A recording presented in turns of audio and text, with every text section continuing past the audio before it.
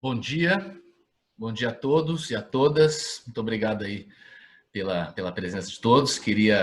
Sejam bem-vindos a mais um WebTech da CNSEG, essa série de webinars que a gente tem feito com um cunho mais técnico, baseado nas discussões que a gente tem internamente na federação, especialmente no Comitê de Estudos de Mercado, que é um comitê que se reúne mensalmente para discutir temas como economia, a política e o setor segurador.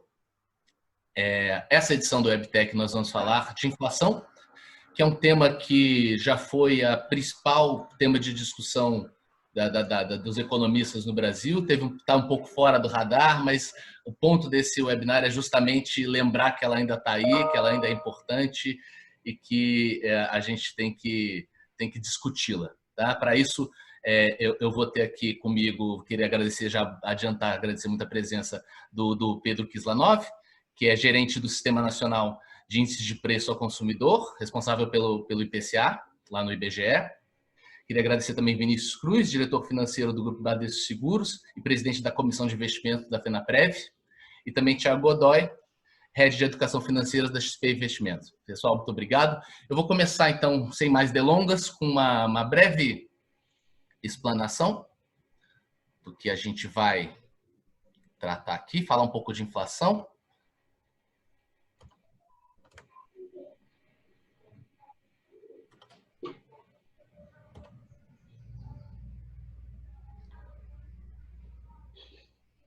Vamos lá.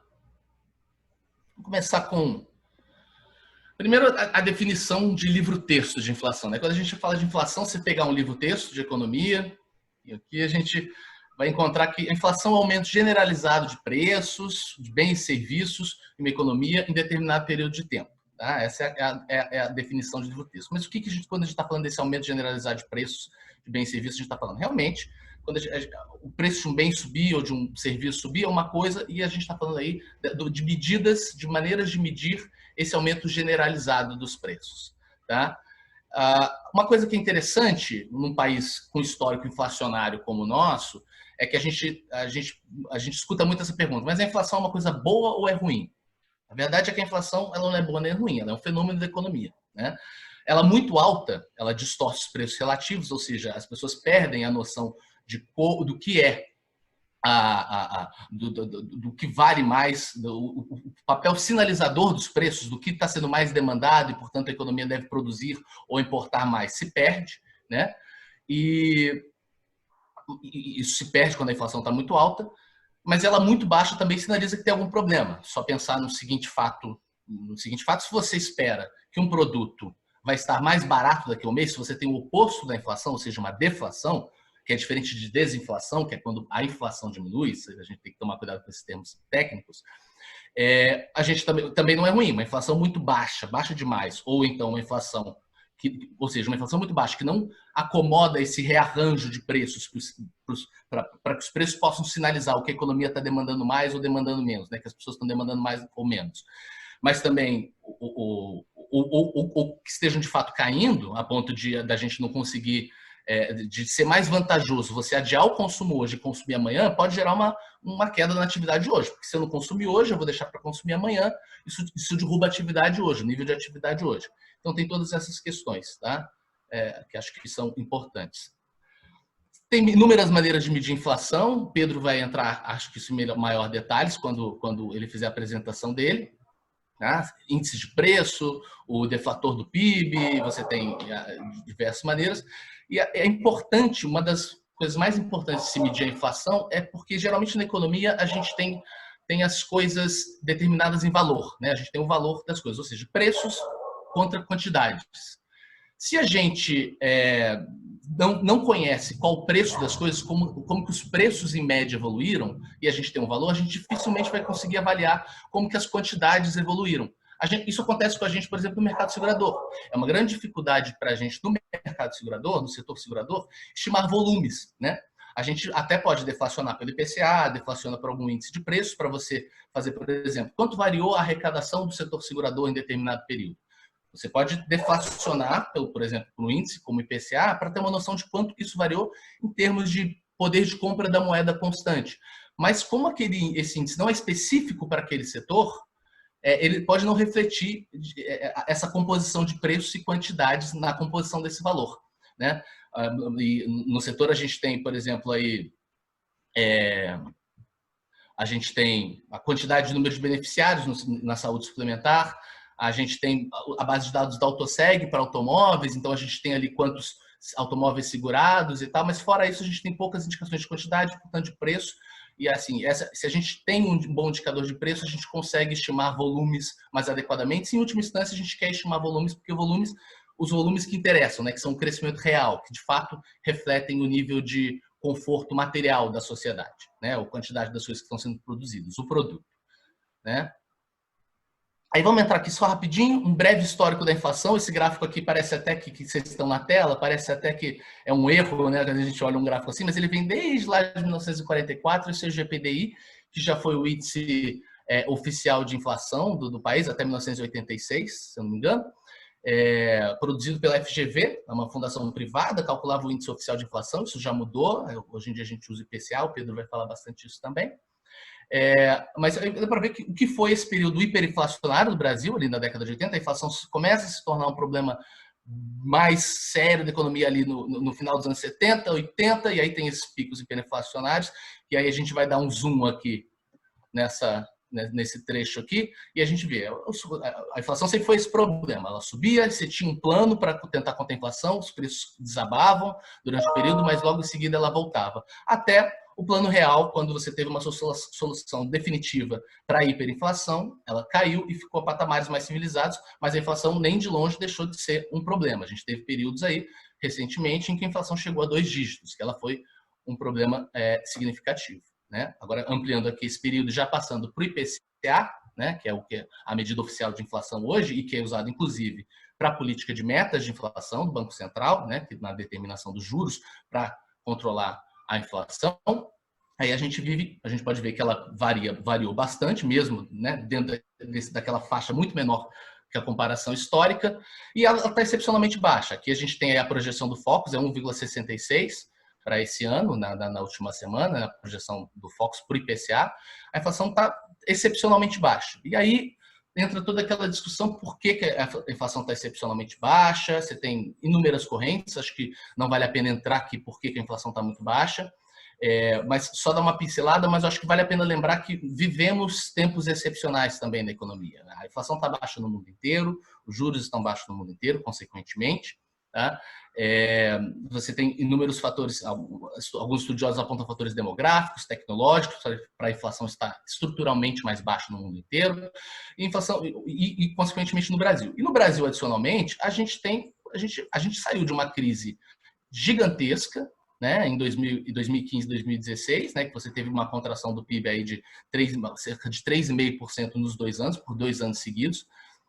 E a gente mal estava se recuperando dessa, ou seja, a gente estava já com a demanda muito, muito, muito baixa, né? A economia já estava operando muito abaixo do que a gente chama do potencial dela, ou seja, estava com um hiato muito grande. Aqui, esse gráfico aqui mostra um pouco isso, tá? Que vocês estão vendo aí nessa tela, o que aconteceu com o PIB. A linha cinza é o PIB e a linha laranja é o que seria um potencial.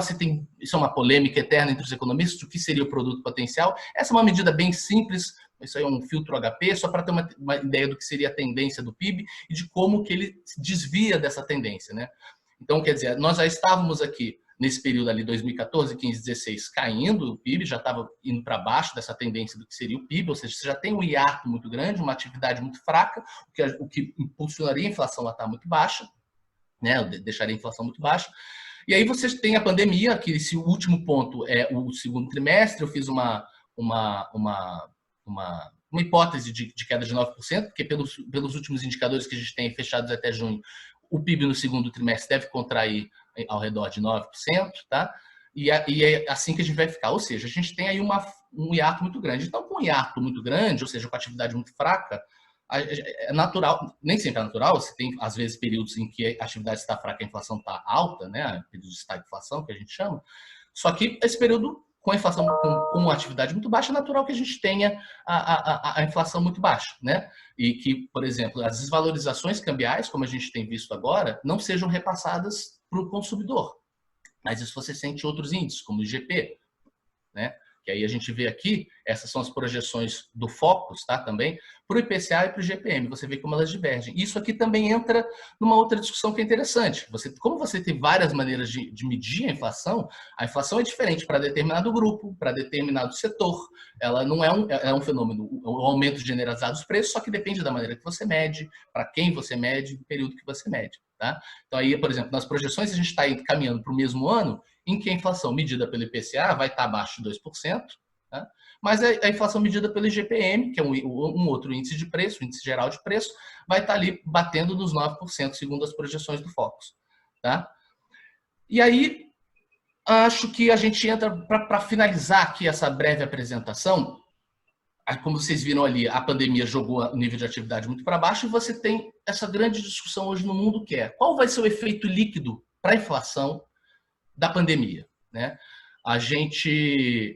O primeiro efeito, claro, é deflacionário. A gente pode ver que ele foi deflacionário. Você vê o choque de demanda foi maior do que o choque de oferta, ou seja, a contração da demanda foi maior do que a contração da oferta.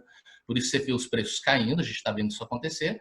Só que mais para frente você tem um grande debate acontecendo no mundo inteiro sobre o que vai acontecer, tá? Alguns estudiosos, apesar dessa queda da inflação agora, dizem que o efeito pode ser inflacionário, porque você pode ter um aumento de custo de produção associado à pandemia, porque por conta dos cuidados que você vai ter que ter, as medidas de distanciamento, ou então o processo de tornar as coisas mais intensivas você fazer os investimentos necessários para que as atividades aconteçam da mesma maneira, né? Você pode ter um aumento de custos aí, pelo menos nesse período de transição, né? Para um mundo até que não apareça uma vacina, a gente tem que ver isso aí. Mas acho que o principal ponto é que os governos gastaram muito para combater a crise, né? Para combater essa pandemia. Então, você vai ter as dívidas, o endividamento dos governos aumentou muito, e é sempre uma tentação você resolver o problema de endividamento como? Você corrói o valor da dívida. A dívida está lá nominal, você aumenta, com a inflação aumentando, você corrói as obrigações do governo, né? Isso já foi, inclusive, o chamado imposto inflacionário, já foi uma fonte de bastante expressiva do financiamento do governo brasileiro. Então, assim, você pode ter aí uma saída para esse aumento de gastos grande, uma saída inflacionária, né, desse grande endividamento. Você teve os bancos centrais injetando uma liquidez sem precedente, o balanço dos bancos centrais aumentando. Para onde vai todo esse dinheiro? Se esse dinheiro, aquela coisa da discussão monetarista, né, se todo esse dinheiro não encontrar um correspondente na produção, é natural que você espere um aumento de preço. Então, é nesse contexto todo de incerteza, de inflacionária, a inflação baixa hoje, mas que a gente não sabe para onde ela vai, não há garantias de que ela vai continuar assim, que eu queria começar a discussão. Um tema que é tão incerto até para os especialistas, eles não sabem para onde vai, né, a inflação. Imagino para o grande público, para as pessoas interessadas em fazerem seus investimentos e para as pessoas interessadas nas finanças, né, na educação financeira. É por isso que eu queria chamar para abrir aqui como primeiro palestrante o Thiago. Thiago, se você puder começar aí. Tá? Muito obrigado pela presença. Sobre a inflação do ponto de vista do investidor. Bom dia, Pedro. Obrigado. Bom dia a todos. Queria agradecer o convite, a CNSEG, né, o Alexandre, a Solange, o próprio Pedro, o Pedro Pinheiro também, que me convidaram. Vou compartilhar aqui a minha apresentação. Só me avisa se está tudo ok, por favor.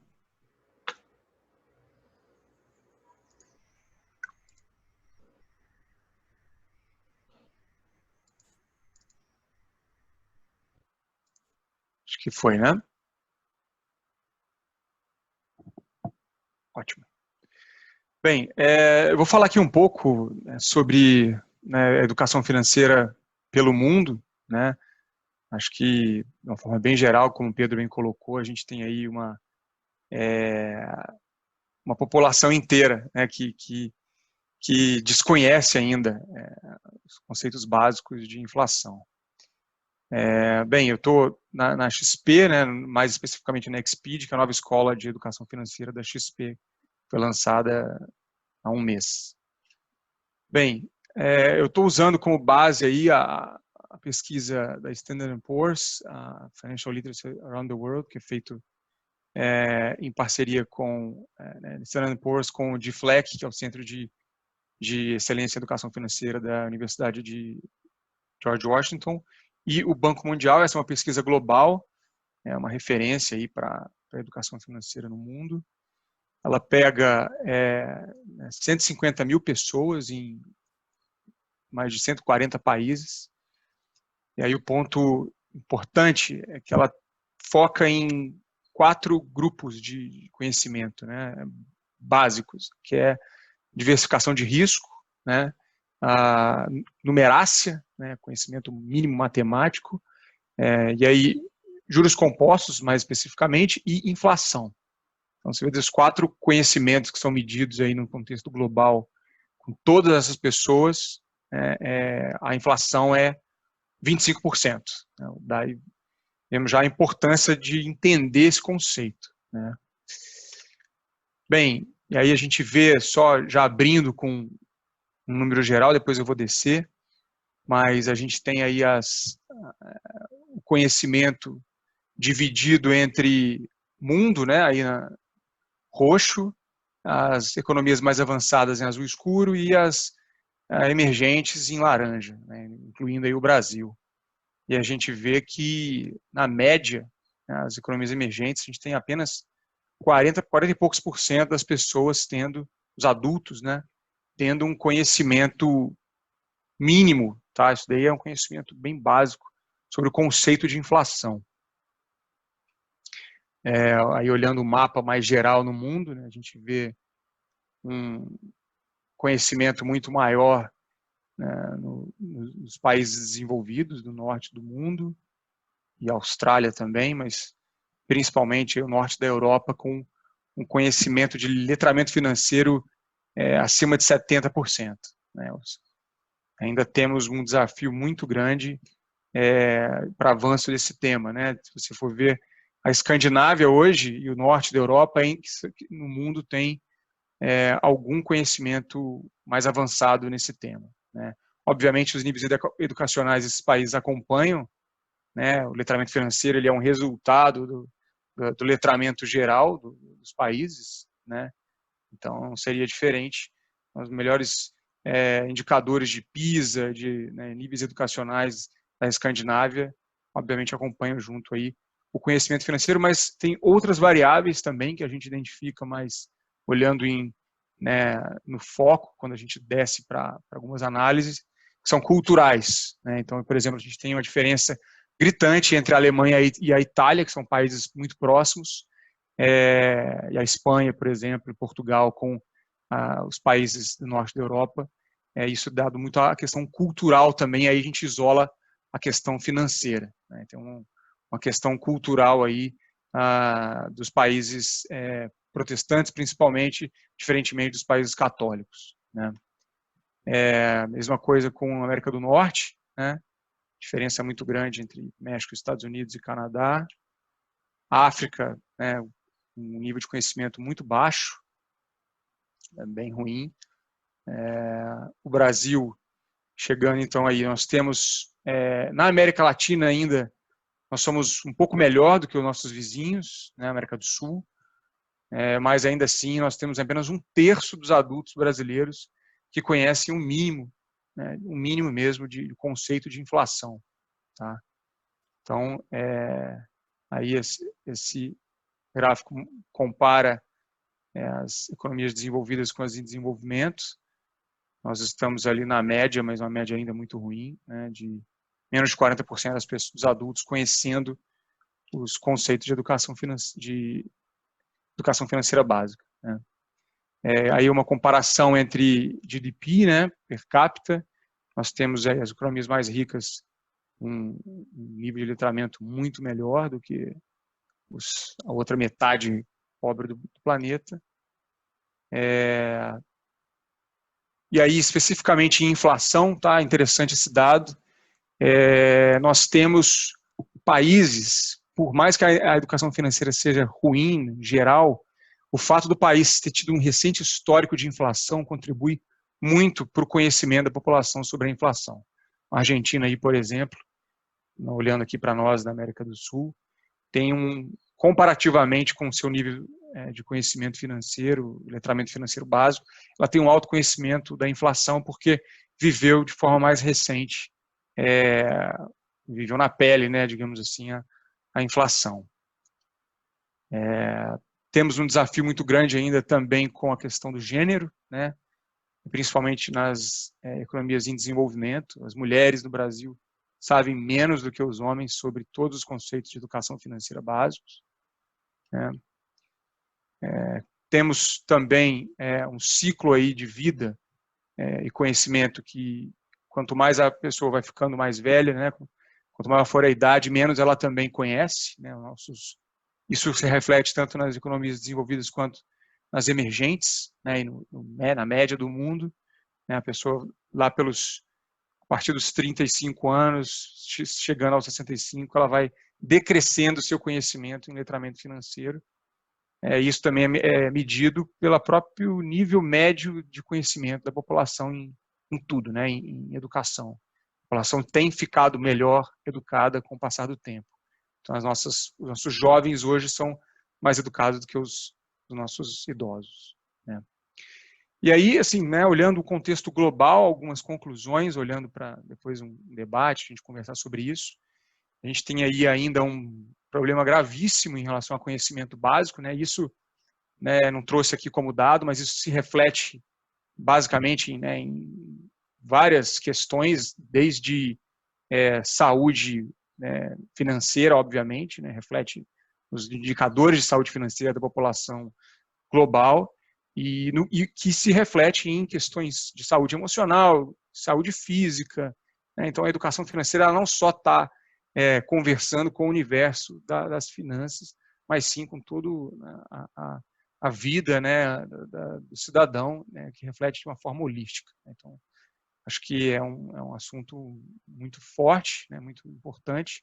Apenas 1 em cada 3 adultos tem uma compreensão básica de conceitos financeiros, né, e olhando aí para proprietários de cartão de crédito, que ainda é o grande vilão do endividamento, apenas 57% de quem tem um cartão de crédito hoje conseguiu responder, por exemplo, a pergunta sobre juros. Então, a gente tem um universo muito grande de pessoas que têm cartão de crédito e sequer entendem o conceito básico, tá, de juros.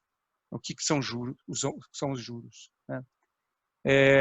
Menos da metade, apenas 47% daqueles que não economizam para a velhice conhecem os conceitos financeiros básicos. Então, também tem uma correlação entre o conhecimento básico de educação financeira e a visão de longo prazo, né, a visão de poupar para a aposentadoria, a visão de contratar um seguro, né, de olhar para o seu futuro e tudo que remete a isso, né. Então, nós temos bilhões, né, um cenário de bilhões de pessoas que não estão preparadas, de fato, para lidar com as mudanças do cenário financeiro, que tem mudado cada vez mais, de forma mais veloz, né. Nós vemos aí produtos de crédito, por exemplo, que carregam altíssimas taxas de juros e são complexos, né, cada vez mais complexos, estão se tornando mais acessíveis. Então, a gente vê um aumento na acessibilidade, há uma pressão aí dos governos, tá? Estou falando no contexto global, há uma pressão dos governos para a inclusão financeira, para que ela aconteça, né, o que impulsiona aí o acesso à conta bancária e a outros produtos e a outros serviços financeiros.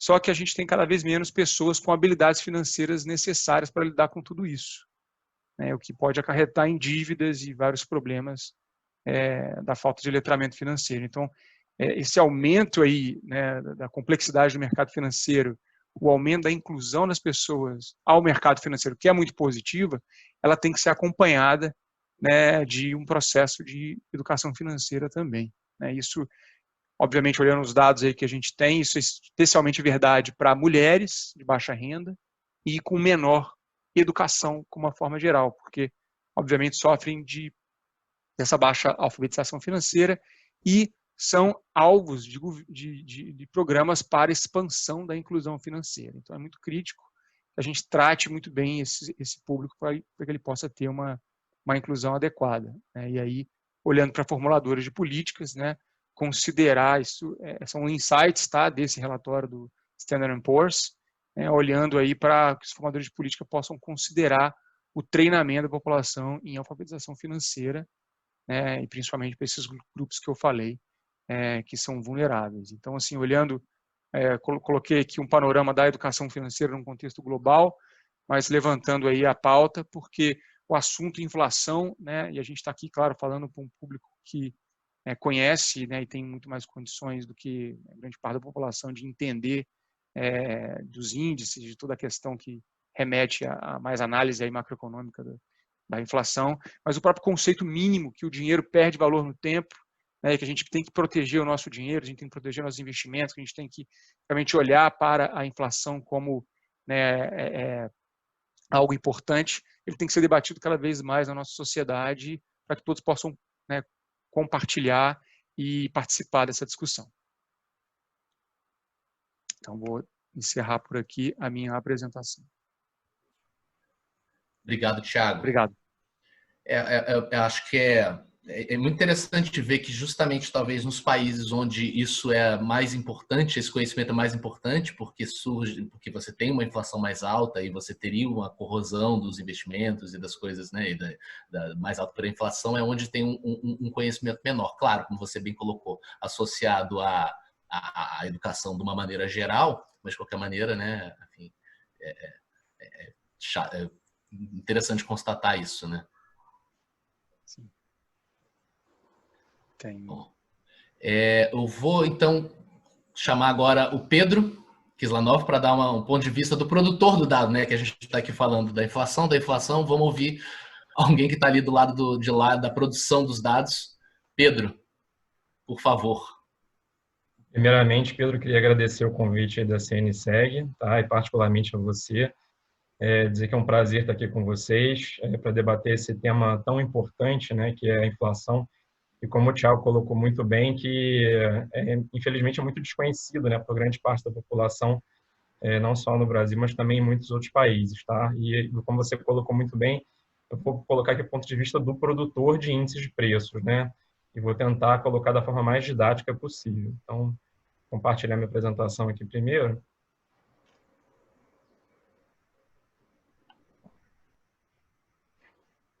Vamos lá, gente. Bom, eu estruturei a apresentação da seguinte forma, tá? Eu coloquei em 3 tópicos, eu vou falar muito rapidamente desses 2 primeiros, né? Explicar um pouquinho qual é o conceito de inflação, depois dar alguns exemplos de índices de preços e a diferença entre eles, e depois eu vou falar mais especificamente sobre o IPCA e o INPC, que são os 2 principais índices que são produzidos no âmbito da coordenação de índices de preços do IBGE, né? Primeiramente, falando sobre a questão mais conceitual, o Pedro já colocou muito bem aí, né? E eu coloquei, inclusive, aqui a definição de livro-texto mesmo, de inflação. O Blanchard, por exemplo, coloca que a inflação é uma alta sustentada do nível geral de preços, né? A taxa de inflação é justamente o percentual de aumento desse nível. E a Eurostat, o órgão de estatística da União Europeia, coloca que a inflação é um aumento no nível geral de preços de bens e serviços. Há algumas diferenciações assim nesse conceito. Alguns colocam como uma alta sustentada e generalizada, mas, de maneira geral, é um conceito até relativamente simples, né, se você parar para pensar. É um aumento do nível geral de preços na economia, né? E é interessante também, e analogamente, né, se você tem uma deflação, é uma redução do nível geral de preços na economia. E o Pedro colocou muito bem também, é importante a gente fazer a diferenciação entre uma desinflação, uma inflação baixa, e entre uma deflação, né? Muitas vezes as pessoas têm uma percepção errada de achar que uma inflação baixa não é uma alta de preços. Ela é uma alta, os preços continuam subindo, né? Perdão, só estão subindo menos do que estavam subindo anteriormente, né? Comparado a um período de uma inflação mais alta, tá? E o segundo ponto que eu queria comentar aqui em relação ao aspecto conceitual é fazer uma diferenciação entre índices de preços e índices de custo de vida, né? O índice de preços ele é uma tentativa de aproximação de um índice de custo de vida, porque o índice de custo de vida é um conceito teórico, né, já que ele leva em consideração o nível de bem-estar do consumidor. Tá? E o nível de bem-estar do consumidor ele é afetado por uma série de outros fatores, como, por exemplo, pelo provimento de bens públicos, né, a questão da segurança, da saúde, fornecimento de água, uma série de outros fatores. Então, como você não tem como mensurar alguns desses bens, né, que são intangíveis, você tem os índices de preços para prover essa aproximação do que seria um índice de custo de vida. Tá? E aí eu coloquei aqui só alguns exemplos, né, de índices de preços para mostrar a diferença entre eles. Tá? O primeiro que eu coloquei aqui são os índices de preços ao produtor, o IPP, né, que é produzido pelo IBGE, os índices de preços ao consumidor, o IPCA e o INPC são os dois principais produzidos na coordenação de índices de preços do IBGE. A gente tem também o IPCA-E, né, o IPCA-15, que na verdade é uma prévia do IPCA. Os índices gerais de preços, né, e aí eu coloquei o exemplo do IGPM, que é calculado pela Fundação Getúlio Vargas, e eu coloquei a composição aqui do IGPM, né, vou mostrar para vocês já o porquê disso, tá? Para explicar uma dúvida que é muito comum em relação quando se fala em índices de preços. O IGPM ele é composto por 60% dele IPA, né, ou seja, o índice de preços ao produtor amplo, 30% índice de preços ao consumidor e 10% índice nacional de custos da construção. Tá?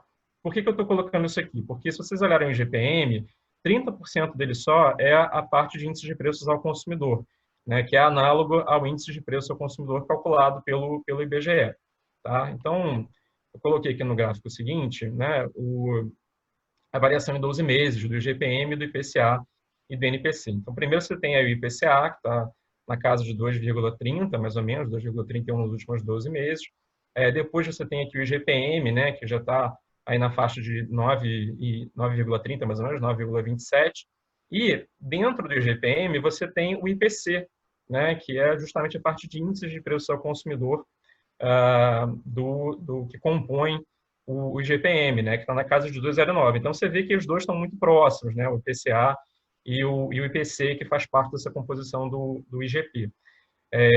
Normalmente, os índices gerais de preços, eles acabam sendo mais sensíveis a variações cambiais, a variações no preço das commodities, né, e especialmente, e há uma diferença grande em relação aos IPCs, especialmente em um contexto que você tem uma retração econômica e uma dificuldade maior do repasse dos preços do produtor para o consumidor final, né? Ele não tem tanta margem assim, numa situação que as pessoas estão, que o desemprego é maior, né? Que as pessoas estão com uma renda menor também, ele não tem tanta margem para aumentar preços. Então, acaba criando-se normalmente essa abertura, como vocês podem reparar no gráfico, entre o IGPM e o IPCA, tá?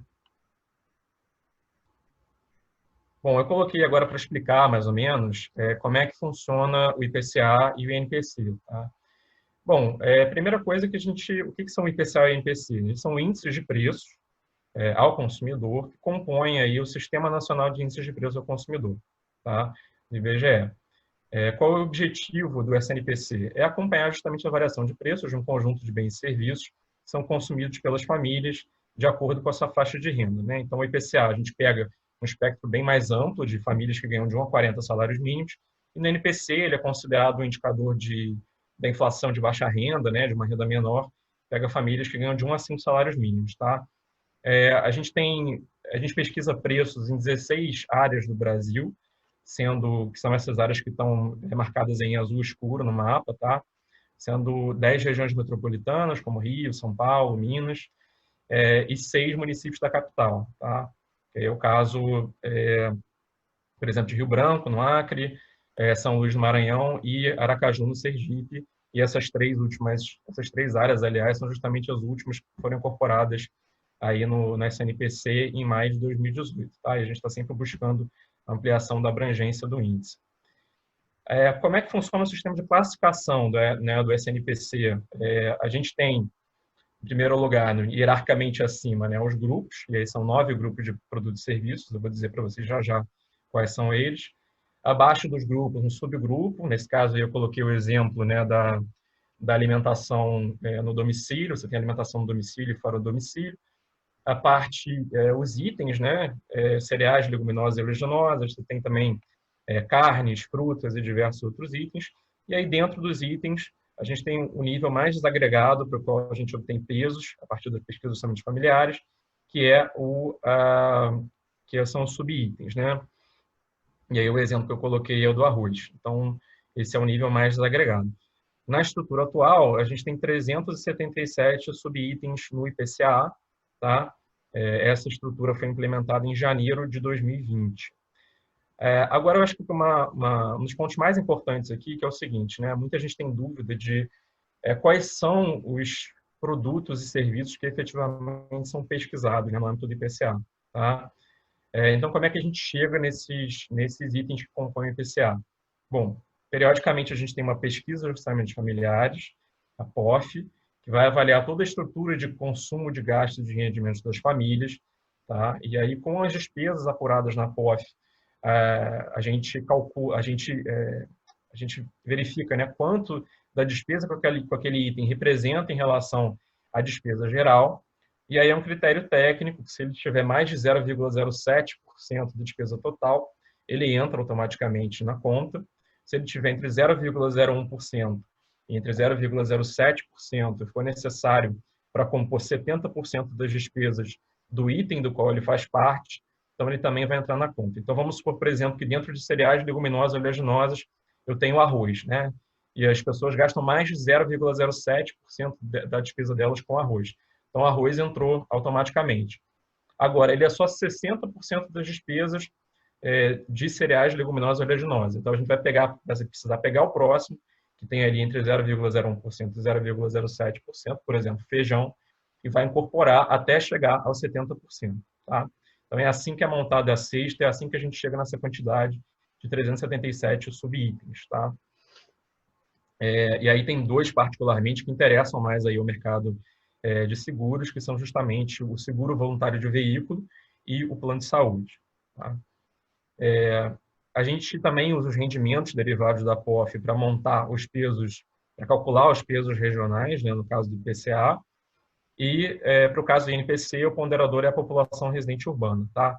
Os pesos dos subitens, itens, grupos e subgrupos, eles são atualizados mensalmente, de acordo com suas variações relativas, né, em relação ao índice geral. Então, se um determinado subitem, por exemplo, o arroz, tem uma inflação acima do índice geral, ele ganha peso, se tem abaixo, ele perde peso. Tá? E os pesos regionais são fixos, eles só vão ser atualizados quando a gente tem uma nova pesquisa de orçamentos familiares. A última POF, como eu comentei, foi feita entre 2017 e 2018, e a nova estrutura de ponderação ela foi implementada aí em janeiro de 2020. Tá? Aqui eu coloquei os pesos dos grupos, né? São 9 grupos de bens e serviços. O principal deles, aí, o de maior peso, é o grupo de alimentação e bebidas. Depois a gente tem transportes, com quase 20%, né, de peso. Depois o grupo de habitação, saúde e cuidados pessoais, e aí a gente tem mais outros 5 grupos aqui que são menos representativos. Tá? O que eu queria chamar a atenção aqui é que esses 4 grupos que eu mencionei, eles representam quase 70% do peso do IPCA. Tá? Então, eles acabam sendo aqueles que impactam mais o indicador final. A gente tem os subitens, né, de mais peso aqui, os 10 de maior peso. Um deles é justamente o plano de saúde, né, que eu comentei com vocês, e cerca de um terço do índice, perdão, está concentrado aí nos 10 subitens de maior peso. Tá? Então, 33,4% do total está concentrado nesses 10. Aqui eu trouxe os últimos resultados do IPCA e do INPC para mostrar que, na verdade, há uma diferença, né, grande entre no comportamento dos grupos. Né? A gente tem o índice geral, ele foi de 2,31% ao longo dos últimos, na variação acumulada dos últimos 12 meses, mas se a gente olhar, por exemplo, para alimentação e bebidas, né, a variação foi de 7,61%, e de transporte foi menos 2,43%. O que eu quero mostrar com isso? Eu quero mostrar que a percepção de inflação está muito relacionada à sua cesta de consumo individual. Né? Então, eu coloquei o exemplo, por exemplo, a pessoa que não tem carro vai sentir muito menos os efeitos de uma alta nos preços da gasolina do que a pessoa que tem carro e está acostumada a abastecer. Da mesma forma, um vegetariano, por exemplo, vai sentir muito menos o efeito do aumento do preço das carnes, como ocorreu em dezembro do ano passado. Né? Então, às vezes, a pessoa não sente tanto a inflação, mas na verdade ela tem que olhar a abertura para ver os componentes dos grupos, né, e pensar no que é a sua própria cesta. E tem um outro fator também, né, que normalmente agora, por exemplo, nesse período de pandemia, você tem as pessoas muitas vezes pararam de usar o automóvel, por exemplo, e de gastar com gasolina e passaram a consumir mais produtos alimentícios, cozinhar mais em casa. Então, isso acaba também afetando, esse efeito de demanda afeta os preços dos produtos, e isso gera aí um resultado sobre o índice, tá? Aqui eu queria colocar para vocês só quais são as novas fontes de dados que o IBGE está trabalhando, porque normalmente a coleta ela é feita de forma, em grande medida, manual ainda, tá? É um entrevistador que vai lá e coleta os preços junto ao informante. No momento, a coleta presencial está suspensa por conta da pandemia, então a coleta está sendo feita de forma 100% remota. Mas a gente está explorando novas fontes de dados que são muito interessantes. Uma delas que a gente já está usando é o Web Scraping, né, que a gente já implementou para a coleta de preços de passagens aéreas e aplicativos de transporte. O Web Scraping ele é uma coleta de preços massiva realizada por robôs, tá? Então é um robô que entra e coleta esse preço automaticamente na página de internet. A gente tem em desenvolvimento a coleta de preços de hospedagem, tá? Tem outras duas fontes que a gente pretende explorar no futuro, já estamos estudando, que são o Scanner Data, né, dados de scanner fornecidos por grandes varejistas, que são muito interessantes porque a gente tem não só a informação do preço transacionado, mas também do volume, né, da quantidade de cada produto, né? E isso é importante para você poder distribuir dentro do subitem os pesos, né, eventualmente entre as marcas que são oferecidas, tá? E uma terceira fonte, que também é bastante interessante, são as notas fiscais eletrônicas, mas isso depende muito de uma questão também de um acordo com as secretarias de Fazenda dos estados, tá? Para concluir, eu gostaria de colocar aqui os principais usos, né, do IPCA e do INPC. Bom, o IPCA é considerado o índice oficial de inflação do Brasil, ele é referência para o regime de metas de inflação, né? Então, o Banco Central, na hora de decidir sobre a sua política monetária, ele olha sempre para a inflação. Se você tem uma inflação mais baixa, o Banco Central pode sentir que há margem para você reduzir a taxa de juros, adotar uma política monetária expansionista, né? Aumentando o crédito disponível na economia. Só que quando ele faz isso, né, e numa situação que a economia pode se tornando mais aquecida, isso pode acabar impactando também justamente a própria inflação, né? Então, a economia funciona dessa forma cíclica, tá? Só para relacionar um pouco a parte de inflação e de juros. Ele é um indicador usado para correção do teto de gastos públicos, conforme definido pela Emenda Constitucional número 95. Ele é uma parcela da remuneração de títulos do Tesouro Direto, que são as NTN-Bs, e, além disso, ele é indexador de uma série de contratos públicos e privados, tá? E o INPC, ele também tem a sua importância, ele é um dos componentes que é usado para o cálculo do reajuste do salário mínimo, juntamente com o PIB, e, além disso, ele é referência para os dissídios coletivos de diversas categorias de trabalhadores, tá?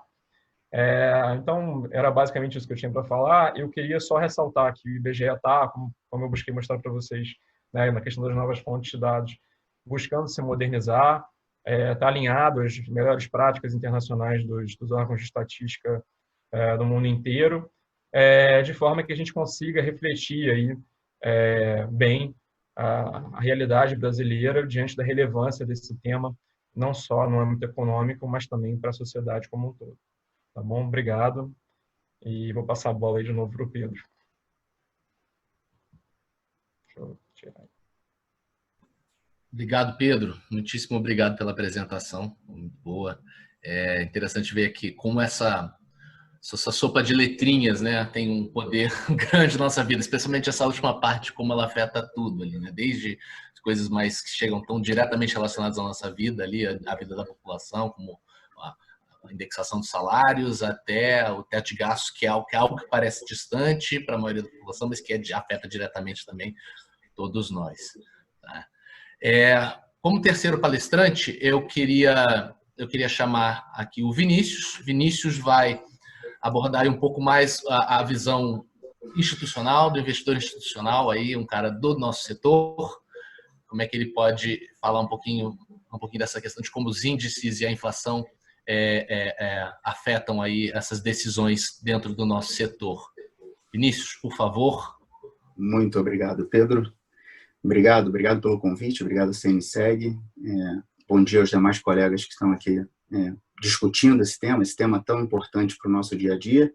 Independente de que lado da mesa nós estivermos, é um item bastante relevante para a tomada de decisão e para a sustentação das nossas atividades. Queria aproveitar e rapidamente parabenizar a CNSEG pela iniciativa desses webtechs, que tem trazido para a discussão temas tão interessantes, oferecido, democratizado o acesso à informação, e com isso também dar bom dia a todos que estão nos assistindo.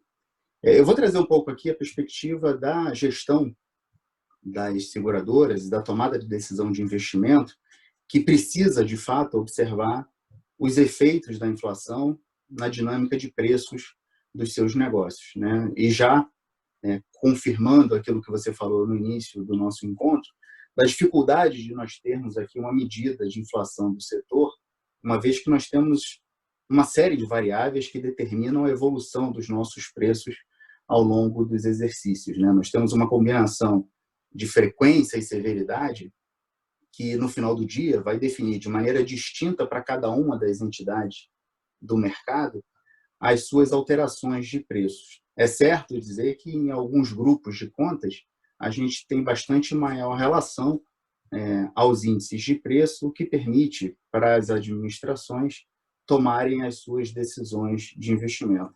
Uma outra ponta, que a inflação é bastante relevante, e que foi muito bem colocado pelo Pedro, é o efeito da inflação na definição da política de metas de inflação que o Banco Central observa para a tomada de decisão sobre juros, né, e política monetária.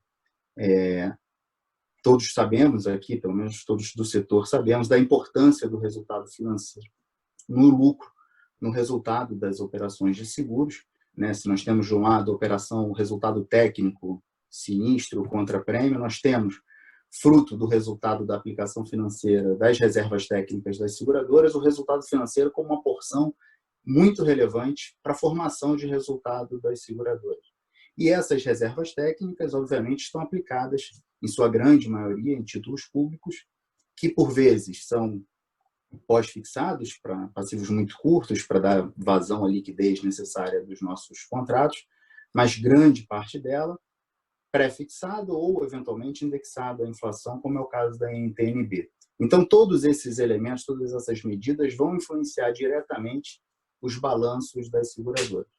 Então, se de um lado nós temos os desafios de medição da nossa inflação, dos nossos negócios, em diferente medida para cada um dos ramos de atuação que nós atuamos, nós temos um componente muito importante, que é o efeito da inflação sobre o resultado financeiro, não apenas nas NTN-Bs, mas como os demais ativos que nós temos, que estão sujeitos à variação de taxa de juros e outras consequências. Então, eu queria dividir exatamente essa discussão entre as medidas de cada um dos ramos, segmentos de seguros, que existe essa distorção entre a variação de preço desses negócios e desses produtos frente aos índices que os nossos clientes estão acostumados a acompanhar nos meios de comunicação, e aí essa eterna discussão se como que o preço do meu produto sobe tão mais do que o IPCA no período, ou qualquer outro índice que ele faça a relação,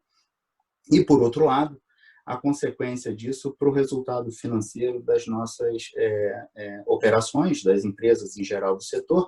E aí vou abordar também um pouquinho o grande ponto, que é esse descasamento entre contratos antigos indexados à IGPM, que era a medida oficial de inflação naquela oportunidade, que continuam com estoque relevante no setor, e a falta, a escassez de ativos para fazer frente a essas obrigações.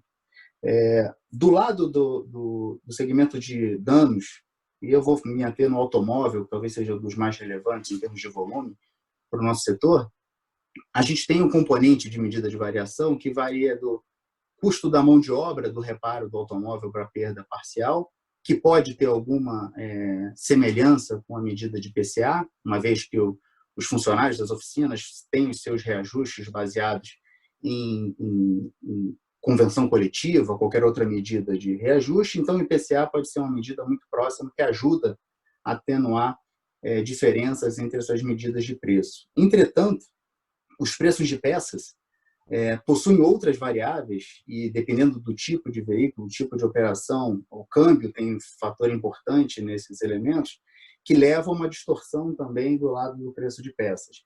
De modo que, na administração desse ALM, na tentativa de se endereçar um ALM perfeito, o mix entre os ativos que vão fazer frente a essas obrigações das seguradoras acaba resultando nessa diversidade de ativos que nós temos. Como, em geral, são passivos de curtíssimo prazo, nos seguros de danos, a gente tem, obviamente, taxas pré-fixadas que têm em sua composição uma ideia de juro real, mais alguma capacidade de enfrentar a inflação nesse período.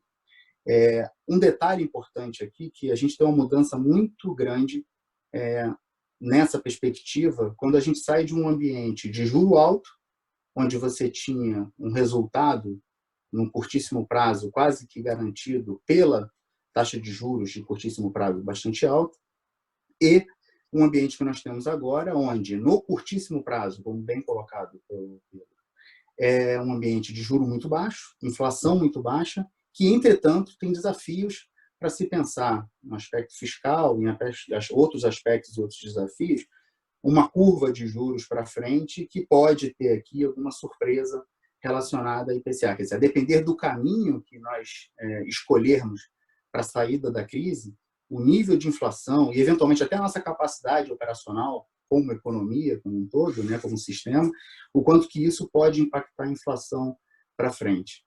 Então, é importante esse olhar direcionado para o seu negócio, justamente para você poder estar posicionado num determinado mix no seu portfólio, para justamente endereçar essas variações de preço que aí o ALM, com todas as suas medidas, de duração, de taxa de juros, permitem você ficar menos exposto a esse tipo de problema, que vai passar durante os tempos, porque a gente tem certamente um ambiente de juro muito baixo, reflexo da atividade fraca, mas que certamente algum nível de juro de equilíbrio deve se aproximar mais à frente, considerando inclusive os desafios que nós temos domésticos. Eu queria falar agora um pouquinho do seguro-saúde, que talvez seja, ele é bastante relevante para o IPCA, por conta das despesas que ele compõe nos subgrupos, e ele tem outros desafios no dia a dia que são totalmente relacionados aos outros desafios do setor. Quer dizer, a inflação médica, como a gente chama, a variação dos custos médicos hospitalares, ele é uma razão direta de frequência e severidade e possui uma série de outros elementos que interferem no seu valor. E aí eu chamo a atenção que o nosso setor, de certa forma, é um setor que não necessariamente o avanço tecnológico vai contribuir para a redução de preços ano após ano, porque a cada vez que você evolui em soluções tecnológicas, vou dar um exemplo das soluções de diagnóstico, você eventualmente tem um impacto de preço muito grande para ter acesso àquela tecnologia, e os ganhos advindos dessa tecnologia, que vai prever eventos futuros ou vai antecipar a identificação de eventos que podem se agravar ao longo do tempo, você tem um enfrentamento desses custos no curtíssimo prazo, somado à frequência e à utilização desses recursos ao longo do tempo, de modo que as medidas entre os períodos sofrem grande influência pela entrada dessas tecnologias e pela dinâmica da frequência desses eventos. Então, se nós pegarmos esses primeiros 6 meses, que foram bastante impactados pela pandemia, nós tivemos uma redução de frequência importante pela redução da mobilidade social, das pessoas evitando a exposição de riscos, mas certamente nós teremos aqui movimentos no segundo semestre de retomada gradual. Lógico que a limitação do sistema para poder assumir a volta desses eventos vai determinar quão oneroso será esse processo no segundo semestre, mas nós teremos aqui uma composição de inflação que vai ter que se levar em consideração todas essas dinâmicas de redução de frequência versus o aumento do custo que os nossos provedores tiveram para poder aumentar EPIs, nova escala de médicos, reforço de profissionais, que vão, no final do dia, resultar numa inflação médica bem diferente do que era a expectativa, do que eram as ideias de inflação para esse período. Então, o nosso setor, como bem colocado pelo Pedro no início do evento, ele tem ainda carência de medidas e de tentativa de se conseguir contabilizar todos esses eventos na ideia de construir um indicador que atenda a todo o setor. Passando para o lado de previdência, dos produtos financeiros e de vida, talvez aqui eu vá colocar com um pouco mais de profundidade o ponto dos indexadores dos contratos, porque são contratos de longuíssimo prazo e que estão indexados efetivamente a medidas de inflação, justamente para poder permitir a manutenção do poder de compra do participante que optou por contribuir para um plano de previdência complementar.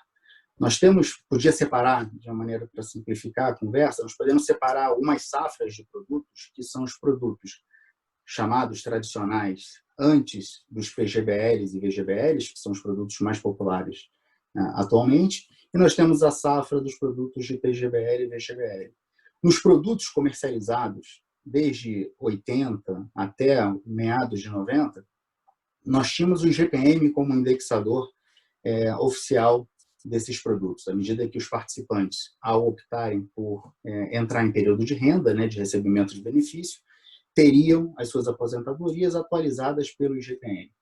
As seguradoras que venderam esses produtos, que possuem todos esses fluxos nos seus balanços, possuem ativos NTNC, que são indexados a IGPM, para fazer frente a essas obrigações. Prudentemente, fizeram todo o alinhamento perfeito das suas obrigações no passivo com as suas aplicações financeiras no ativo. Acontece que esses ativos, dada a mudança implementada pelo governo para o IPCA, até pelas razões colocadas pelo Pedro, de que ele reflete o consumo e o comportamento típico do consumo do brasileiro, o governo parou de emitir ativos indexados ao GPM, de modo que, assim, de uma maneira bastante resumida, nós temos dois vencimentos importantes em 2021 e em 2031 de NTN6, que eram esses ativos que fazem frente às suas obrigações, e nós teremos, a partir desses vencimentos, caso não haja nova emissão, não necessariamente uma emissão de título em GPM, mas alguma solução de dívida pública, de título público voltado para o GPM, pode ser através de uma securitização ou outro instrumento que está em discussão com o Ministério da Fazenda e o setor, o mercado como um todo, nós conviveremos com uma volatilidade bastante grande entre as obrigações do passivo e o resultado financeiro das aplicações financeiras. E se nada for feito, provavelmente serão comprados ativos indexados ao IPCA. E como foi colocado aqui, ao longo do tempo, nós, apesar de eventualmente você ter alguma convergência no longo prazo, você tem muita volatilidade no ano a ano. Em anos em que você tem uma depreciação cambial muito relevante, você tem um GPM bastante precificado, como é o caso que nós estamos observando aqui, mas independente da graduação dessa oscilação, nós temos no ano a ano uma volatilidade que, em tese, pode ser evitada se nós tivéssemos a manutenção de ativos com esse indexador, que, dado o volume necessário pela indústria e os estudos que nós temos na FENAPREV, não teria um impacto muito relevante no perfil da dívida pública. A gente está falando de algo em torno de 40 bilhões de reais, 17 anos de duration. Então, são elementos muito importantes que podem não ser percebidos pela grande massa, mas que trazem desafios para a administração, para a boa administração dos seus passivos e ativos, e de modo a tentar amarrar esses temas de inflação e os efeitos para a tomada de decisão e para a administração dos resultados das seguradoras, temos que conviver com esses desafios, que são uma parte importante do passivo. Não tem ativos ou não terá ativo para fazer o matching perfeito. Obviamente, ele será composto por outras aplicações financeiras com alguma volatilidade.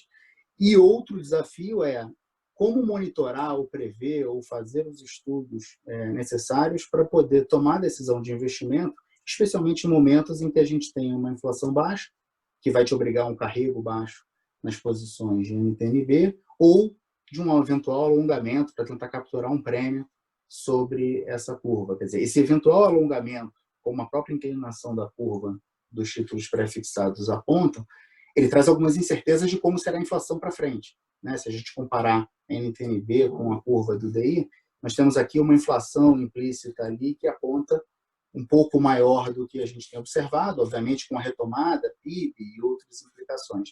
Então, assim, só confirmando para esse debate e abrindo espaço para que nós possamos conversar mais e trocar ideias, inflação é uma medida super importante, seja para o lado do passivo, seja para o lado do ativo, dos investimentos, e traz efeitos imediatos, as suas escolhas trazem efeitos imediatos para os resultados financeiros das seguradoras. Fico à disposição de todos aí para a gente poder trocar mais ideias sobre isso.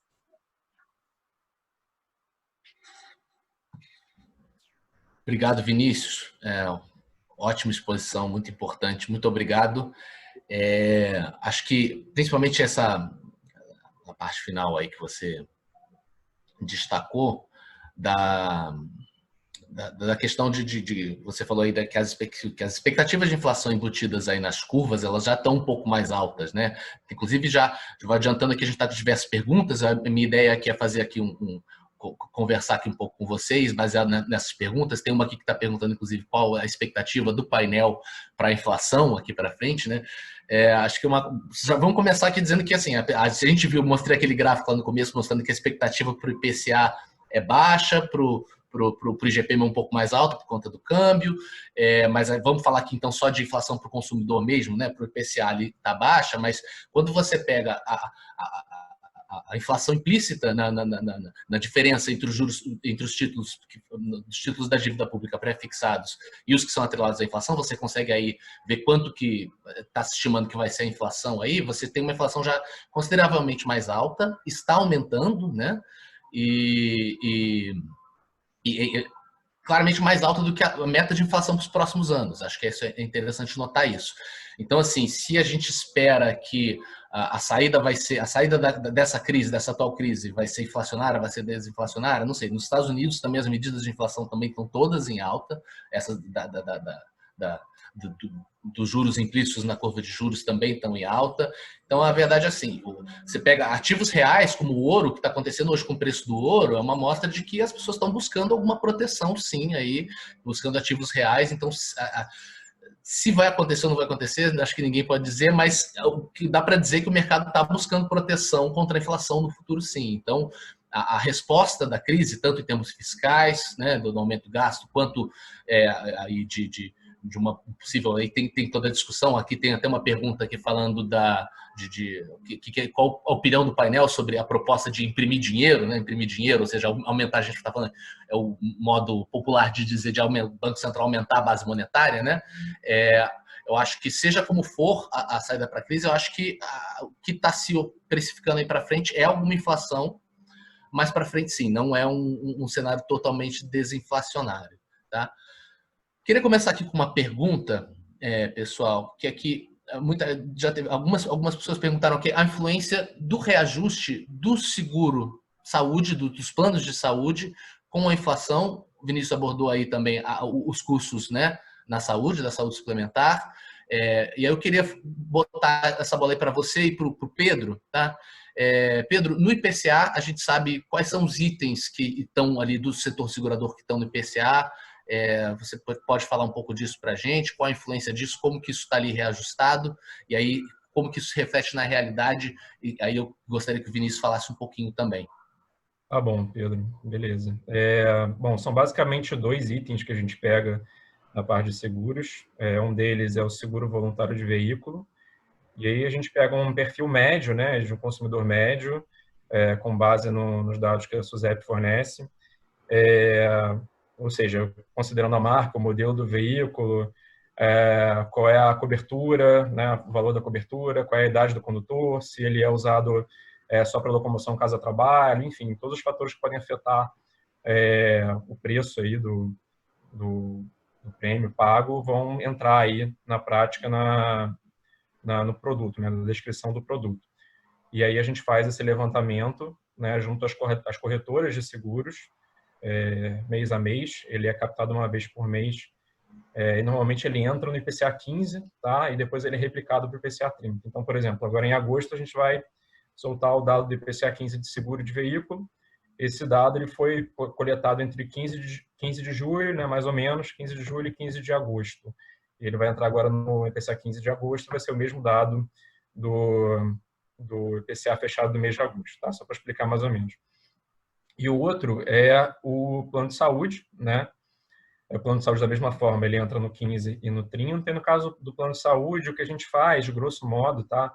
É apropriar a fração mensal do reajuste que a ANS dá aos planos de saúde individuais, né? E aí a gente faz uma ponderação entre os planos novos e os planos antigos, tá? Então, basicamente, se você olhar ali no mês a mês, ele está girando, o mensal está girando em torno de 0,60, 0,59, porque justamente essa fração aí daquele reajuste de 7,35 que foi dado no ano passado pela ANS. E aí o que a gente faz é o seguinte, a gente espera que seja dado um novo reajuste e aí faz o acerto no item de forma que o acumulado no ano, na verdade o acumulado dos 12 meses, reflita aqui aquele percentual. Não é exatamente isso, eu digo grosso modo, porque, enfim, a operadora do plano de saúde, se quiser, pode dar um reajuste menor e a gente vai captar isso, tá? Então, ele é captado dessa forma e com essa ponderação aí, como o Vinícius colocou bem, né, muitos dos planos antigos, eles são indexados ainda pelo IGPM. Então, normalmente, eles têm percentuais um pouco maiores, quer dizer, recentemente, né, tem percentuais maiores aí do que os planos de saúde novos. Mas é basicamente isso, tá? A gente, sabe, como eu falei ali no começo, no setor a gente tem, basicamente, consegue ver preços médios, né, por exemplo, justamente para seguro automóvel. Quer dizer, a gente tem esses dois, os planos de saúde e o automóvel, porque são os dois que se mostraram com algum peso na pesquisa de orçamento familiar, né? A gente, se esses itens aparecem ali, é porque eles apareceram com alguma relevância na composição dos orçamentos familiares na POF, tá correto isso? Exatamente. A gente capta todos os valores de seguros que são informados, mas a gente entra efetivamente no índice. O que entra no cálculo do índice é o que tem peso, né? No caso do seguro de veículo, acho que é mais ou menos um pouco menos de 1%, 0,77%, se não me engano. E no caso do plano de saúde, ele é o terceiro subitem de maior peso dentro do índice, ele gira ali na casa dos 4%. Eu digo gira na casa porque os pesos são atualizados aí mensalmente, de acordo com a variação. Mas são só esses dois. Não quer dizer que não tenham outras despesas com seguros que as famílias, né, tenham. Certamente tem, mas esses pesos eles acabam sendo redistribuídos, essas despesas, perdão, acabam sendo redistribuídos no índice. Perfeito. Você vê, Pedro, você vê alguma maneira de captar isso melhor, né, dentro desse índice? Teve alguma melhoria possível? Porque a gente sabe que esse é um processo constante, né, em todos os setores, em todas as áreas, né? A gente sabe que isso é uma constante, o IBGE está sempre buscando melhorar aí a coleta, é sempre desafiador. Você tem algum espaço? No caso do seguro de veículo, principalmente, né? Às vezes a gente tem alguma dificuldade de coletar esses valores, né, junto aos corretores de seguros. Então, até queria propor aí, Pedro, se a CNSEG quiser abrir um diálogo aí nessa frente, a gente pode conversar, tentar obter dados da melhor forma possível, que eu sei que certamente é do nosso interesse e do interesse de vocês também. Claro, muito legal. Então, tá bom. Fica aí. Vamos então para uma próxima pergunta. Uma pergunta para o Thiago, tá? Thiago, aqui estão perguntando aqui. O Tesouro Direto, de certa forma, democratizou o acesso do grande público a títulos que têm sua rentabilidade atrelada justamente a índice de inflação. Como que você vê essa mudança? Isso mudou as preferências do investidor, do cidadão em relação a isso? Como que você vê esse impacto? Sim, Pedro. A gente observa o acesso aos títulos públicos, né, desde a criação do Tesouro Direto até, né, lá em 2003, né, com a B3 e tudo mais. O programa em si vem crescendo muito, né, o fato de ser pela internet, o fato de ser fácil, né, de acessar. A pessoa pode, com R$30, acessar e ter ali um título público. Isso tem mudado bastante a cara dos investimentos, né, porque a gente ainda tem uma cultura forte de poupança. Se a gente for olhar, né, o histórico, a poupança do século XIX, né? De Dom Pedro II, que instituiu. Então, assim, é um produto antigo, é ainda muito cultural no Brasil, ainda temos muita gente na poupança, mas isso tem mudado. Então, mesmo o investidor conservador, que ainda está desgarrando da poupança, ele vai para o tesouro direto, sim. Então, tem muita gente entrando. É o primeiro passo para investir, né? Isso é muito positivo, porque as pessoas, elas parece que vira a chave delas, assim. Olha, existem coisas para além da poupança, né? Eu consigo investir com liquidez, segurança, mais segurança até do que, né? É muito seguro. E acho que isso desperta o interesse das pessoas. E no caso, eu percebo na XP, a gente vê pessoas abrindo conta, né? Tendo ali, acessando seu Tesouro Selic, né? Olhando ali acompanhando o movimento disso. E é um processo de educação financeira, né? Aos poucos a pessoa, uma vez que ela quebra essa resistência de meu pai investir na poupança, meu avô investir na poupança, então eu tenho dinheiro na poupança. Quando ela quebra essa chave, a pessoa quebra essa chave, ela entra em um outro planeta. É muito interessante. Um passo de cada vez, né? Um passo de cada vez, a gente sempre fala, né? Assim, é interessante isso, né? A gente perceber que as pessoas têm se interessado muito pela educação financeira, né? Então elas querem aprender tudo, querem saber tudo de renda fixa, renda variável e tudo mais, mas é sempre importante a pessoa experimentar, né? Ela aprender um pouco, ela vai lá e compra um produto que ela, né, tem interesse, vê se é para ela, né? Vê se ela, na renda variável principalmente, né? A pessoa tem que ter a dor da perda primeiro para ela entender se o apetite para risco dela é mesmo o que ela acha que é, né? Esse assessment aí de perfil de investidor. Mas é muito bom, porque, como eu falei, assim, a pessoa entra num novo planeta, ela descobre que existe o mundo dos investimentos, a renda fixa tem um monte de produto interessante, a renda variável também. Então, olhando para 3, 4 anos atrás e hoje, e como a gente percebe agora, principalmente com, né, a Selic, né, o CDI tão baixo, a gente tendo um interesse maior das pessoas por educação financeira.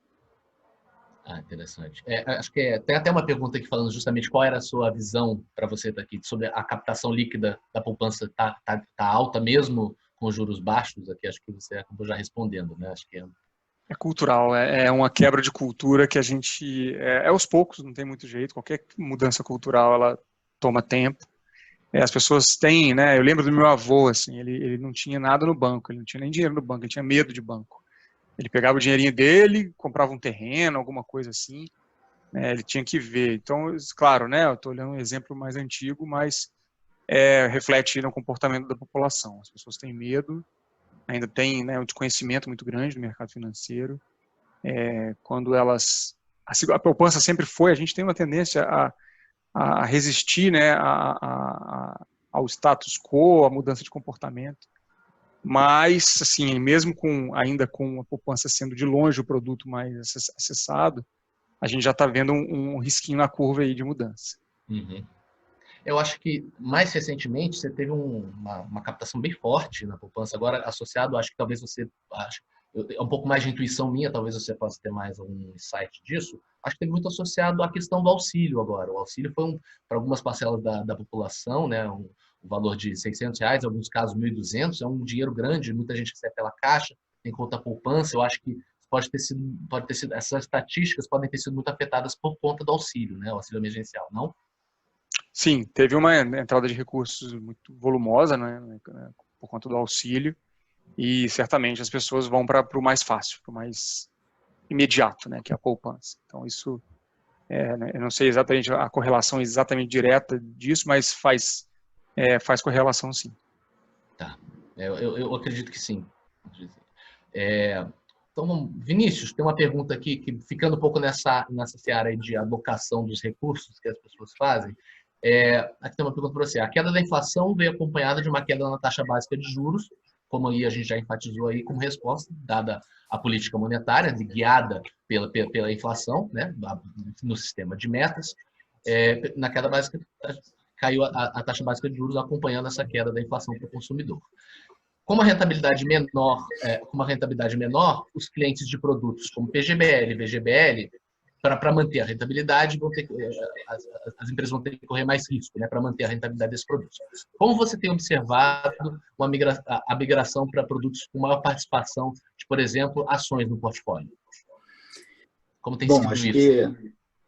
Acho que o primeiro ponto que você colocou bastante bem, a taxa de juros é razão direta da expectativa de inflação, quer dizer, é um instrumento de política monetária que o Banco Central tem para poder endereçar o centro da meta no nosso regime de metas de inflação. É um instrumento que o Banco Central pode utilizar e é por conta disso que nós estamos aqui com a taxa de juros tão baixa, não só aqui, globalmente falando, né, o juro está baixo justamente na tentativa de estimular a economia, e aí traz incentivos e resultados diferentes a essas medidas, né? À medida que você tem um juro muito baixo, de curto prazo, mas muito baixo, você gera uma externalidade, por exemplo, que é a própria valorização do mercado de ações, imaginando que vai ter menos custo de dívida. Então, alguns segmentos, especialmente de pequenas empresas, que são mais alavancadas, acabam se beneficiando desse cenário de juro baixo. Entretanto, a expectativa da atividade, e aí a inflação volta para a conta, indica se essas ações têm capacidade de se valorizar no médio prazo ou não. Falando da alocação, né, especificamente dos planos de previdência do mercado como um todo, nós somos um país de renda fixa, né? Nós criamos uma cultura de renda fixa, inclusive uma cultura que levou as pessoas a acharem que renda fixa não tem volatilidade. Dependendo da renda fixa, do indexador que o cliente está buscando, né, se ele está num fundo de IMA, um fundo de curva longa de inflação, ele vai ter uma volatilidade do tamanho semelhante à inflação de bolsa, a uma volatilidade de bolsa. Muita gente levou um susto em março com isso, exato, né? Não. A gente tem histórico de 2 maios para trás, depois a gente veio com o susto de curtíssimo prazo pelas incertezas da pandemia, que levaram a um ajuste generalizado de preços, ações sofreu até bastante mais do que os títulos públicos. Mas falando já da diversificação, tem vários caminhos de diversificação que até chegar ao fundo de ações propriamente dito. Primeiro lugar, é muito importante sempre confirmar e revisitar o objetivo de investimento que o cliente tem com aquele recurso, o horizonte de investimento que ele tem com aquele recurso e, junto com tudo isso, qual é a tolerância a risco que ele tem.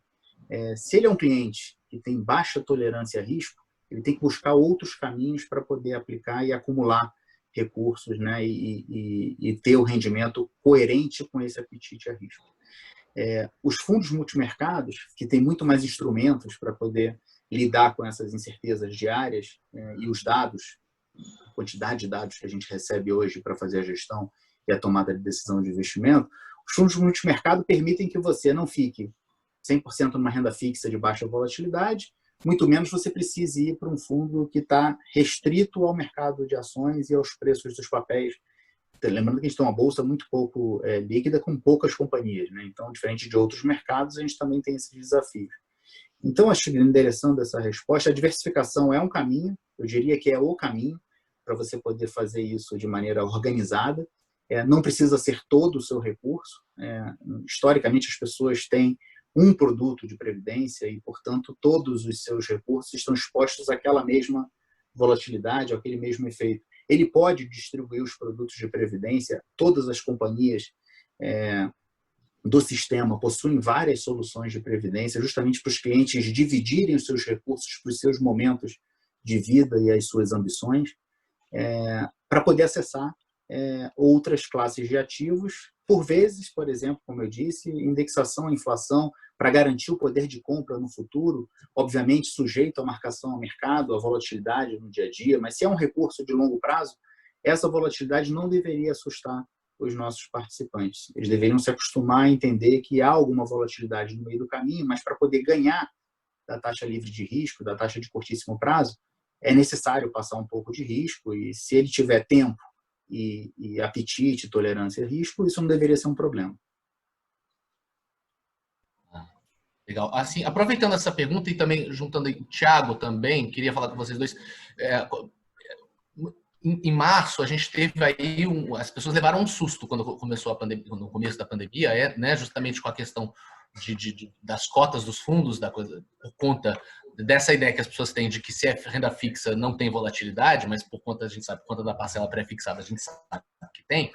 Queria saber como foi aí na XP, como que Vinícius viu esse momento. Teve gente, por exemplo, que cometeu o erro, por exemplo, de retirar recursos nessa hora. Vocês viram isso? Como que foi lidar com os clientes nesse momento?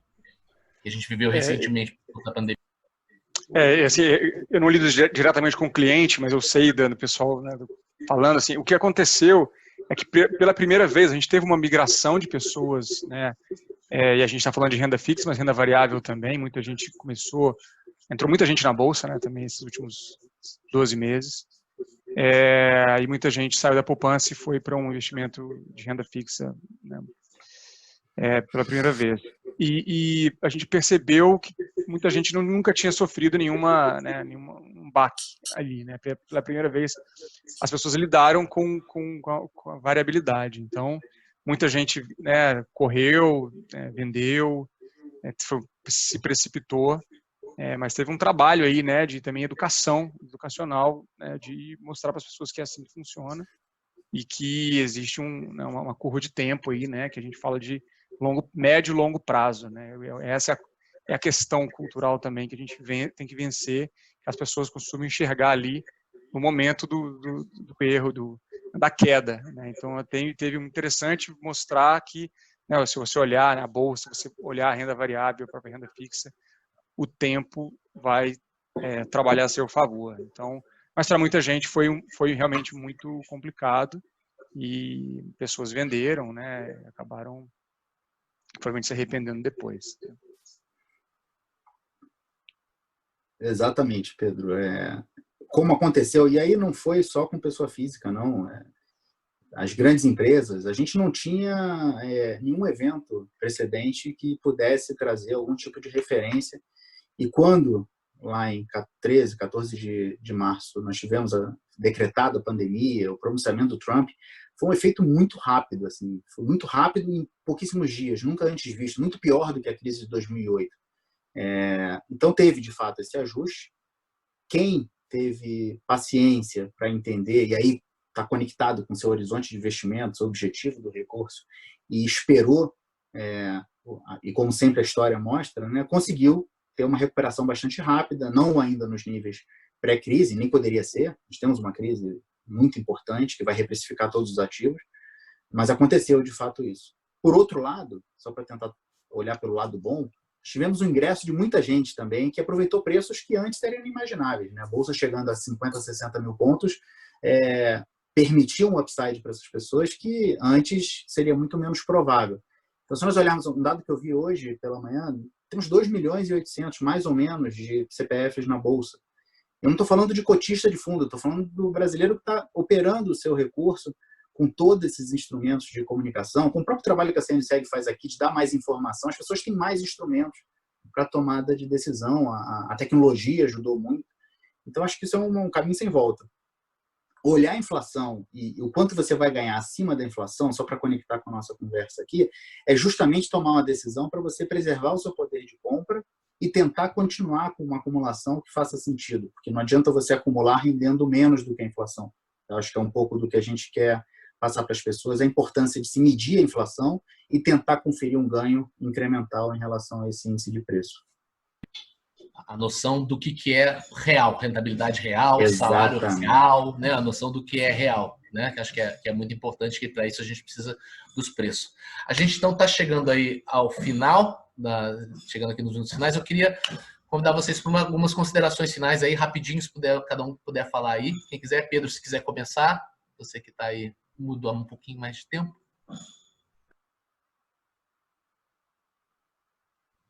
Desculpa, estava mudo aqui. Queria agradecer o convite, primeiramente, Pedro, dizer que é um prazer estar com vocês aqui, você, Thiago e Vinícius, discutindo esse assunto tão importante que é a inflação. E eu vou muito na linha aí do que o Thiago e o Vinícius estavam falando, né? Eu acho que a educação financeira é uma coisa importantíssima, entender como os instrumentos financeiros afetam a sua vida é algo crucial. E aí, entrando mais especificamente na questão da inflação, é justamente a manutenção do seu, né, você pensar justamente no ganho real, né, na manutenção do seu padrão, né? Então, pensar em como você pode conhecer mais sobre o tema, estudar mais.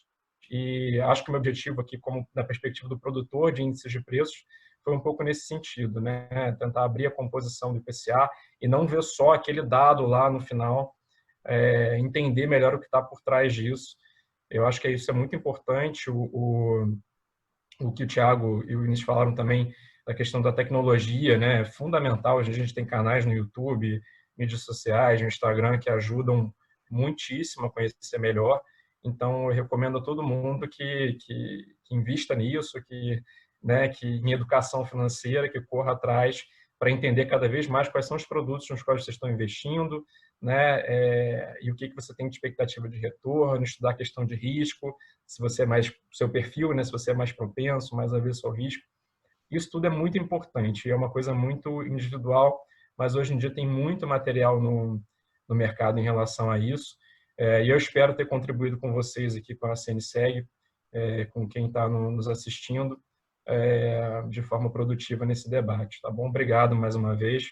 Um grande abraço a todos e bom dia. Contribuiu com certeza, Pedro. Muitíssimo obrigado. Thiago, vamos lá. Considerações finais, por favor. Perfeito, Pedro. Gostaria também de agradecer novamente a CNSEG, a você, todos os colegas da CNSEG pelo convite, aos colegas painelistas, Pedro e Vinícius.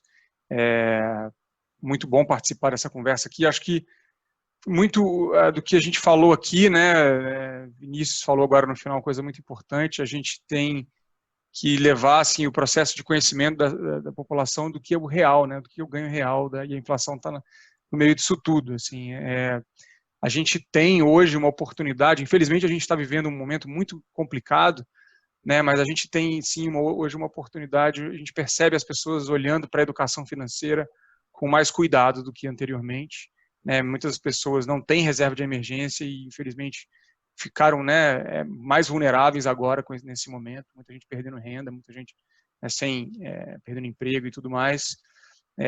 E a importância de uma reserva de emergência foi o primeiro ponto de alerta que a gente percebeu na população. Então, cenário de juros baixos também, então a gente tem aí uma oportunidade para que as pessoas olhem, né, para a educação financeira como nunca olharam antes, né? A poupança nunca foi, cada vez se torna menos atrativa, né? A própria renda fixa tem o seu valor, mas ainda assim agora não é mais um cenário como há alguns anos, né? Com juros bons, a gente botava ali o dinheiro e ele rendia muito bem. Então acho que tem ali, aí para nós, né, que estamos à frente de programas e podemos impactar positivamente as pessoas, um momento de levar esse conhecimento para que todo brasileiro tenha condições mínimas de se comunicar com o mercado financeiro, né? Que ele possa entender que a partir de R$30 ele pode investir, e investimento em educação financeira é para todo mundo, né? Não é só para quem tem muito dinheiro, só para quem é rico, só para quem entende de economia, né? Então acho que essa é a nossa missão, né? Do meu lado aqui da XP, da Xpeed, a gente quer levar isso de forma ampla para todo o cidadão brasileiro. Então, fico grato por esse convite, poder compartilhar aí esses conhecimentos e aprender tanto com vocês hoje aqui. Obrigado, Thiago. Acho que a educação financeira não só é importante para as pessoas que têm menos recursos, né? Talvez seja até mais importante para essas pessoas, né? Acho que até mais importante às vezes para as pessoas ter essa noção do que é real, do que, como a inflação afeta, né? E tudo isso. Vinícius, por favor, suas considerações finais. Bom, também queria agradecer o convite, a oportunidade de estar discutindo com todos vocês e poder... acho que as perguntas ajudam a gente a construir mais informações e mais dados. Só queria complementar que eu acho que foi muito feliz o mapa que o Thiago colocou, demonstrando o quão diferente é o entendimento da educação financeira nas economias que, eu não sei se é o segredo de Toshini, se são melhores, são mais evoluídas justamente pela educação ou é consequência disso. Mas enquanto a gente não tem esse cenário perfeito, enquanto a gente não está lá pintado de azul aqui no Brasil, acho que reconhecer o trabalho dos corretores, dos especialistas, que enquanto não se tinha tanta informação disponível, canais disponíveis, foram responsáveis por divulgar soluções para a formação de poupança e produtos previdenciários, né, que é do nosso setor. Não à toa temos 1 trilhão de reservas técnicas em PGBL e VGBL. Então, acho que Se você não tem tempo, se você não tem afinidade com esses elementos e não fica confortável com essas informações, não tem problema algum você procurar o seu especialista, procurar o seu assessor, o seu gerente e conversar, porque no final do dia você está cuidando do seu recurso. E esses profissionais, eles podem ajudar e podem fazer com que essa ponte seja um pouco mais fácil de ser atravessada. E você não precisa ter constrangimento nenhum, obviamente, procurar interesse, e as soluções de educação estão muito mais acessíveis atualmente, mas não tem problema algum você buscar o especialista para poder conversar sobre isso e cuidar do seu patrimônio por longo prazo. Mais uma vez, obrigado e estamos ao dispor. Obrigado, Vinícius. Então é isso. Obrigado a todo mundo que assistiu, que esteve aí presente. Esse foi foi o nosso segundo WebTech. Aguardo vocês no próximo em todos os outros webinars e eventos que a CNSEG tem promovido. Muito obrigado, pessoal.